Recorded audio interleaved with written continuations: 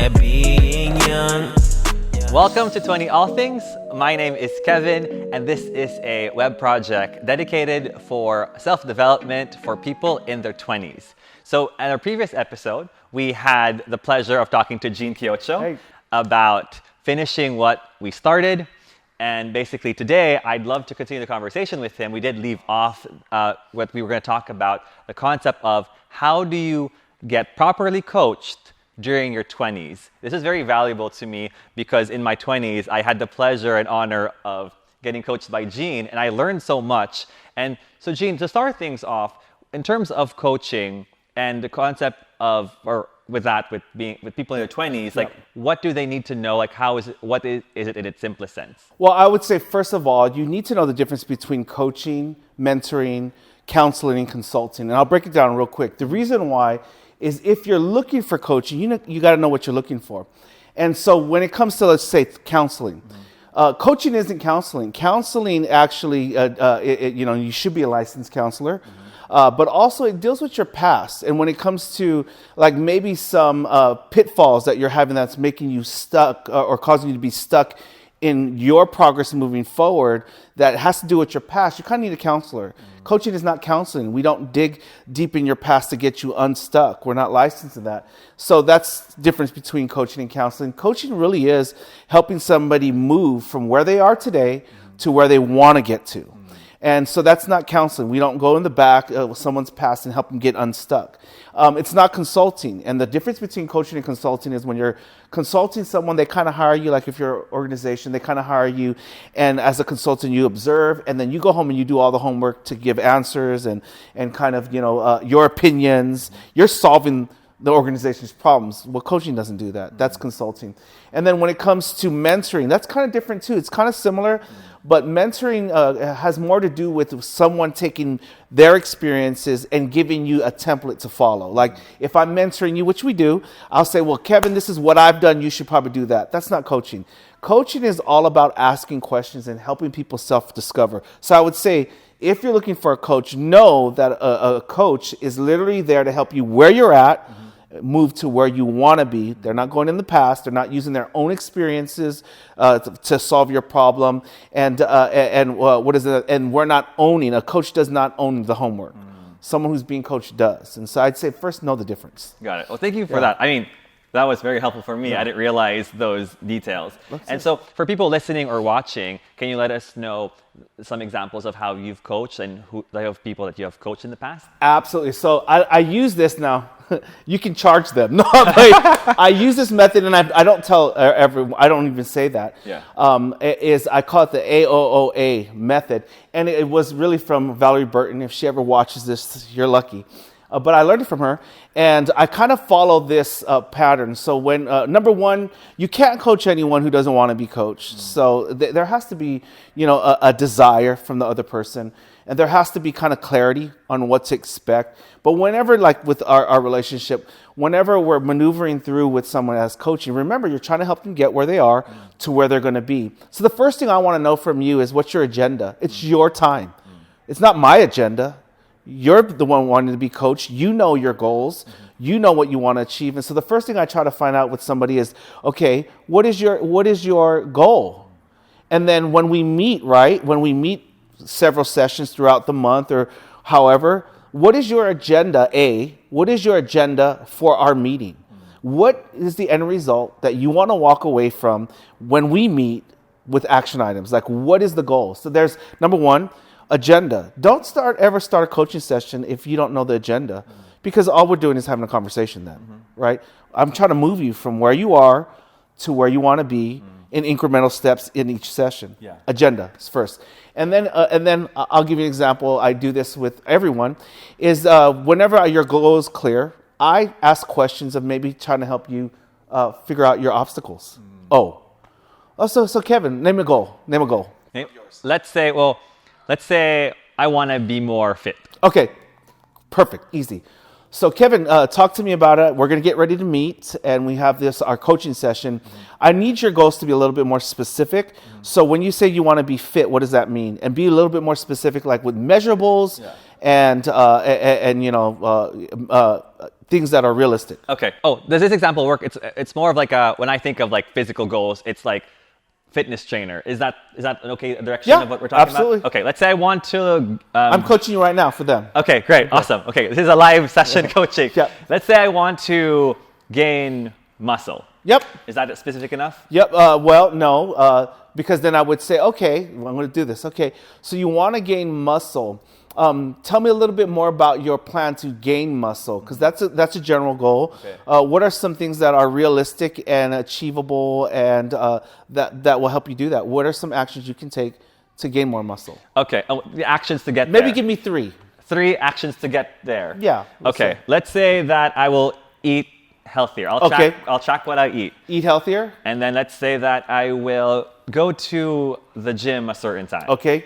So there's a commitment to go to the gym. Yes. At a certain time every day. I want a number. Let's say 3 times a week. 3 times a week. Okay. And, sorry, go ahead. Good. No. Good. And the third one is, as I weigh myself, let's say I want to see my body fat go down. Okay. So you're going to weigh yourself. Okay. X amount of times throughout the month or once a month. So that's a good start. So you're going to go to the gym, you're going to eat healthier, you're going to go to the gym X amount of times, and then you're going to eat. When you get on the scale, you want to see results by things going down, the weight scale going down. Yes. Okay. So let's just take, I'm going to give you an example. Let's just take one of those points. I'm going to work out 4 times a day. Did you say 4 times a day? Let's say 4 or 3. Okay. You got to choose. Be Let's specific. say 3. Let's start small. Okay, you're going to start 3. Okay. Okay, so that's the agenda today. We're going to work on, let's talk about your goal of working out 3 times a week. Is that what you want to talk about? That's our agenda today. Okay. Okay, good. All right, first of all, Kevin, talk to me about what obstacles do you see? What obstacles do you see that are going to prevent you from actually working out 3 times a week? My love for sugar. Okay, your love for sugar. Well, is your love for sugar going to keep you away from the gym? That might be keeping you away from one of your goals, health, but we're talking about specifically going to the gym 3 times a week. It won't stop me from going to the No, gym. so let's talk about the obstacles that will stop you from going to the gym 3 times a week. Okay, let's say that I have a lot of things on my plate. Okay. Let's say whether it's work or social commitments, something like that. Okay, so your current schedule. Okay, so that's an obstacle. What else obstacles? That's one obstacle, your current schedule. Let's see here. Well, now I'm thinking of like what can it could be. I don't have the motivation. I just can't drag my butt to the gym. Let's Good. say. So you have right here your current schedule, Okay. then your motivation. What else? One more. Let's say that factors I just cannot control, like let's say the weather, or let's say inclement weather. yeah, or like my car just suddenly breaks down. Okay, like your car. I can't. Emergencies. Emergency, yeah. Okay, good. So we have your schedule, we have laziness or your motivation, and then we have things you can't control like weather. Yeah. Okay, let's talk about, so we know some obstacles, right? You identified some obstacles. Now let's go to other O. Let's identify some options. Okay, let's go take like your schedule. What are some options to free up your schedule so that way you know that you will be able to, it won't be an excuse or an obstacle there? What are some options? Well, maybe I could allot time for, like, for example, I could work out later at the night, so whatever commitment I have. Okay, shift your workout time. Yes. Okay. What else? What else? That's an option. Okay, an option is I make it the first thing I do. Maybe I wake up really early. Okay. That's still adjusting your time. Yes. Okay. What were the other things I mentioned? The motivation part. Yeah. Let's say I reward myself if I go with the gym. Okay, so you reward. Tell me about that. What does a reward look like to you? Going back to the sugar example, like maybe I consume sugar after completing my gym schedule. Okay, I'm going to ask some questions, which is good coach does. Do you think in light of your ultimate goal, that reward is going to support you at the end? Well, I think that'll make me happy. I didn't ask that. I said, would it help you achieve your goal? It would. I don't know. Would it? Well, I think generally if it makes me gain weight, which is one of the goals that I set, then ultimately it didn't. Okay, so would you agree that's probably not a good motivator or a good option?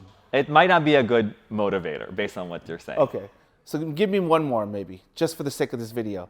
So you have adjusting your time of workout. Okay. Give me one more option. Oh, well, I know that we talked about accountability in our previous video when we to finish what we started, and I'd find some sort of accountability then. Okay. To get myself to the gym. Perfect. So we talked about what you wanted to talk about, your agenda. We talked about obstacles that you identified. We talked about some options that you identified. Now let's turn those options into action items, which is the last A. Okay. So when will you adjust your schedule? When will I adjust my schedule? I will adjust my schedule. I mean, what do you mean, like?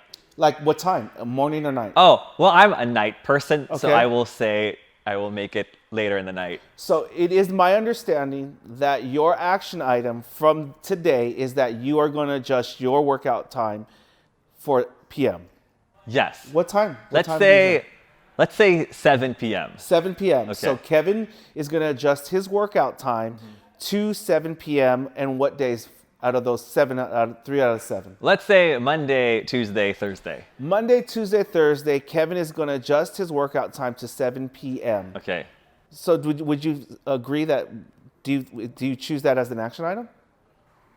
Yes. Okay, that's one action item. Okay. That will help you achieve your goal. Okay. What's your next action item? Well, I mean, what were the other goals then? Motivation and eating healthy. Well, with the eating healthy part, that can be a goal. I can track what I eat and then maybe consume a certain degree of calories at one point. That's great. That's a great goal. Okay, how would you track it? Through an app. I'll download an app. What app? What are apps out there? I'll find one on the App Store. Okay, I think it's really important that you identify the app, because if you don't identify that kind of action item is kind of loose. Okay. So I would say then maybe your action item is to find an app that you will track your eating. Got it. That's more specific. Calories, and then track it consistently. Okay. All right. So we talked about, just for the sake of time, we talked about your agenda today. You wanted to talk about your goals for health. And so we did. We identified some obstacles, which was motivators, eating healthy, and working out. We identified some obstacles that you talked about. You know, your time frame, you're just simple motivator, all that. Then you identified, not me, some options. And then you came up with some action items. You got some really concrete action items, which is you're going to get up in the morning, right? Everyone heard that? He's going to get up in the morning on Monday, Tuesday, and Thursday. No, it was nighttime. Nighttime, Monday, Tuesday, and Thursday at 7 p.m.